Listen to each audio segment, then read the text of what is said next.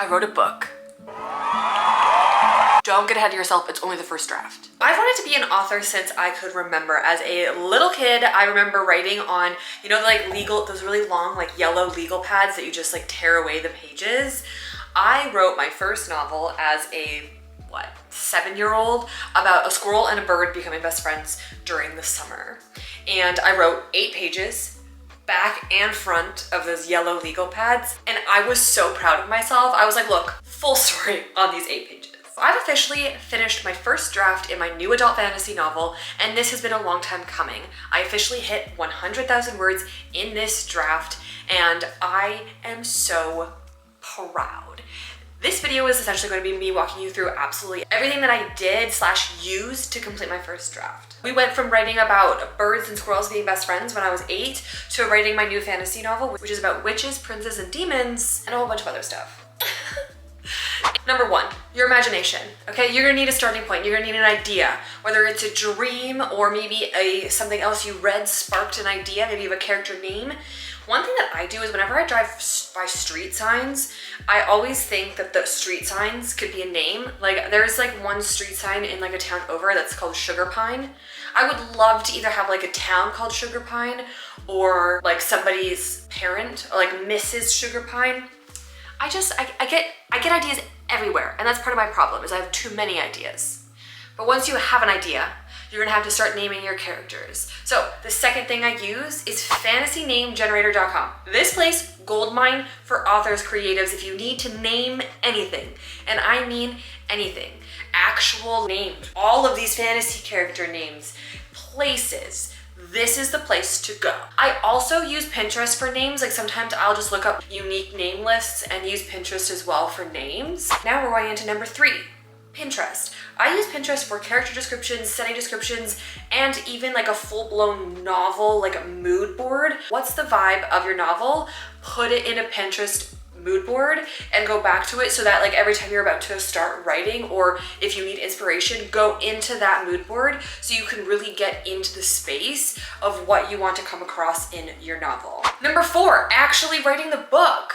I use Scrivener, which is a writing software, which you can get here or use my link down below. It's essentially a kind of like all-in-one, plan your novel, write your novel, format your novel so that it's basically ready for publishing, whether or not you're doing traditional or self-publishing. And personally, this is really the only like writing platform that I've used. I have tried writing in Google Docs, which is great for just simply writing, but Scrivener has the planning side where you can have like both windows open on like a character sketch or a setting sketch, or you could have different sections of the novel open so you know that you're not missing certain points. And so there's just a lot more you can do in Scrivener than you could do in a Google Doc when it comes to writing that first draft. When I do my first round of edits, I think I'm gonna go into Google Docs for it because you can just easily label the chapters kind of in that side window, but I haven't decided exactly how I'm gonna move into the next step just yet. And then number 5 is my writing schedule. Obviously you can have all of the names, the setting, the inspiration, but if you don't sit down and write, you will not have a novel. And this took me forever to learn. So my writing schedule has been all over the place for the last like 5 years.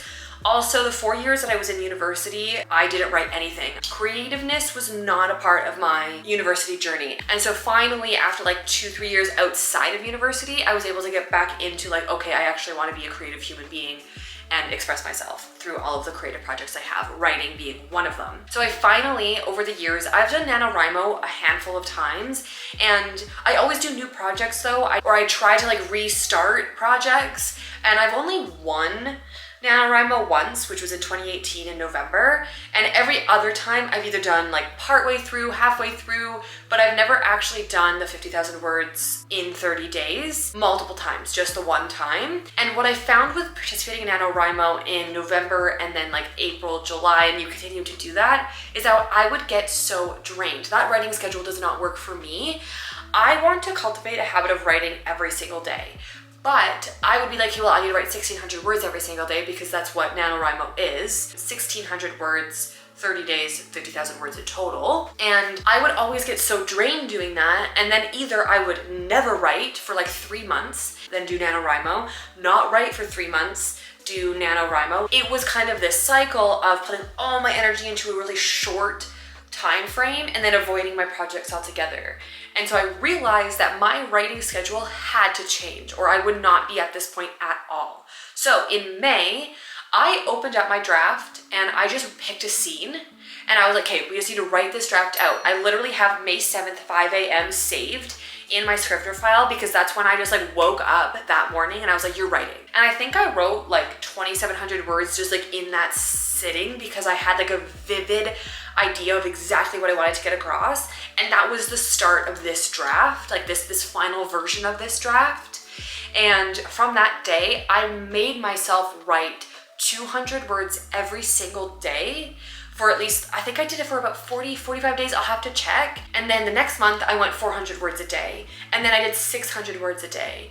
And now in October, I'm officially writing around 700 to 1,000 words a day easily because I built up the process of what it takes to sit down, open my manuscript and just start typing, getting into the scene. And 200 words was easy, it was simple, but I felt accomplished in achieving a goal, a task every single day for a long time. But I can sit down and just write 700 words very easily now, but that's because Marissa back in May had that moment of like, you're writing every single day, you don't have a choice. And so if you are wanting to write a novel, sit down and write. And I know that sucks. I hated hearing that, being like, you have to write every day. What's annoying is that if you want to have a finished novel, you have to actually write it. And I know planning, making outlines, doing character sketches, the mood boards, finding names, like that's fun. I love doing that. And I do that for different projects all the time. Like I have probably like 17 other novel ideas on the go with all of those things already planned out. Outlines, names, like that fun stuff. But sitting down and actually doing the nitty-gritty of writing, the dialogue, the scenes, like getting into it, that takes practice and time and energy. The biggest takeaway of this video should be perfecting your writing schedule. Because if you do not have a writing schedule and you're not showing up to actually write your book, it won't be finished. This is just one of my creative avenues, and I truly just want to publish my book, have somebody read it, because I read so much as a kid, like for escapism. I wanted to get out of my reality, and I want to provide that for somebody else. Like just getting lost in a book. Oh, I'm so excited. That is kind of everything that I did to get my novel done. And so if you are writing a book or you are wanting to write a book or you are an aspiring author, I would love to connect with any women who are writing novels, whether you're in romance, fantasy. I truly love all books. So let's connect in the comments below. And that is everything I have for you in this video. If you liked it, please hit like. If you could subscribe so you don't miss any of my creative chaos, because there's always a lot going on over here on this corner of the internet. So I will see you in the next one. Bye.